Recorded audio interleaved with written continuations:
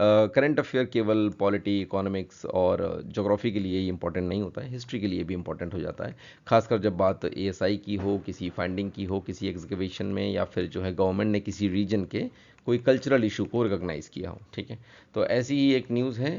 ASI ने जो है अभी कुछ एक्सकेवेशन की हैं, कुछ डिस्कवरीज की हैं बांधवगढ़ फॉरेस्ट रिजर्व में, उनको लेकर के हम लोग शॉर्ट में चर्चा करेंगे। और जो भी पीरियड इसमें जो भी डिस्कशन में आएंगे उनको आप एक सेपरेट नोट कर लें, क्योंकि इन पे प्रोबेबल क्वेश्चंस फ्रेम हो सकते हैं। ठीक है, बांधवगढ़ नेशनल पार्क के बारे में आपको बता दूं कि ये उमरिया डिस्ट्रिक्ट है मध्य प्रदेश का, वहाँ पे ये लोकेटेड है। ठीक है, इसको नेशनल पार्क डिक्लेयर किया था 1968 में, और टाइगर रिजर्व ये बन गया था 1993 में। ठीक है, और ये सारा का सारा जो एक्सकेवेशन है ये 1938 के बाद से अब हुआ है जा करके। जो चीफ आर्कोलॉजिस्ट थे दैट इज एनपी चक्रवर्ती। ठीक है, तो देखिए मेजर फाइंडिंग्स पे नज़र डाल लेते हैं, और इससे पहले मैं ये बता दूं सारी की सारी इन्फॉर्मेशन जो है प्रसार भारती से ली गई है। ठीक है, 26 एंशियंट टेम्पल्स या फिर रिलिक्स जो हैं वो कालाचुरी पीरियड के हैं।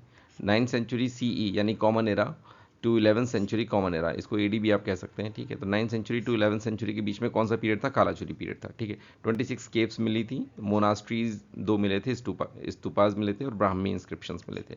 ठीक है, तो ब्राह्मी और एरेमिक इंस्क्रिप्शंस के बारे में जो है आप इसको ध्यान से देख लीजिएगा। उसके बाद ये वराह जो स्कल्पचर मिला है, ये सबसे बड़ा था, मोनोलिथिक स्कल्पचर है ये, लॉर्ड विष्णु का इनकारनेशन पे था ये।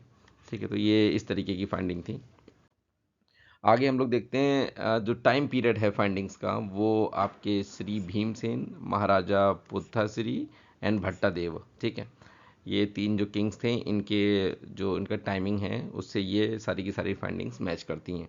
प्लेसेस जो डिसिफर हुए हैं वो कौशामी, इट्स नॉट कौशाम्बी नहीं है, मैंने अभी चेक किया दोबारा से, तो ये कौशामी ही है। ठीक है, Mathura, Pavata that is Parvata, and वेजभ्रद एंड सप्तनारिका।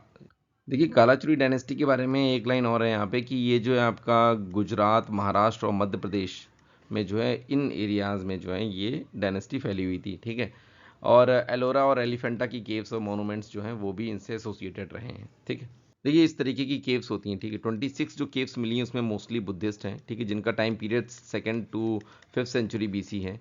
ठीक है, और ये जो कैटेगरी, इनकी भी कैटेगरी है चैत्य विहार की। ठीक है, तो चैत्य है जो चैत्य, ठीक है, ये बेसिकली प्लेस ऑफ वर्शिप होता है, असेंबली होती है मॉन्क्स की, और इसमें एक स्तूपा भी होता है। ठीक है, एक साइड में, और जो विहार होता है दैट इज विहार। ठीक है, ये विहार जो है ये बेसिकली मॉन्क्स के रुकने की, जब बारिश वारिश होती थी तो उनके एकोमोडेशन का काम करता था, और ये भी सेम उसी तरीके से कट किए जाते थे। और कई जगह ऐसा भी देखा गया है कुछ एक सिंगल कॉम्प्लेक्स बना हुआ है जिसमें चैत्य भी है और विहार भी है। ठीक है, तो ये सारी चीज़ें जो है बुद्धिज्म के चैप्टर में आपको एनसीईआरटी में मिल जाएंगी, आप इनको और डिटेल में पढ़ सकते हैं। ये जो जोग्राफिकल एरिया जो बघेलखंड है एक्चुअली, ये कौन सा एरिया है पता है आपको? ये मध्य प्रदेश का जो है नॉर्थ ईस्टर्न पार्ट। ठीक है, और जिसमें यूपी का फिर जो है आपका साउथ ईस्टर्न पार्ट भी आ जाता है। ठीक है, तो ये सारा का सारा एरिया कहलाता है बघेलखंड। ठीक है, और ये जो बघेलखंड है बेसिकली ये वाघेला राजपूत किंग से आया है 14th सेंचुरी एडी में। ठीक है, तो बस ये इन्फॉर्मेशन और थी। तो मिलते हैं फिर नेक्स्ट वीडियो में, तब तक अपना ख्याल रखिएगा। बहुत बहुत धन्यवाद।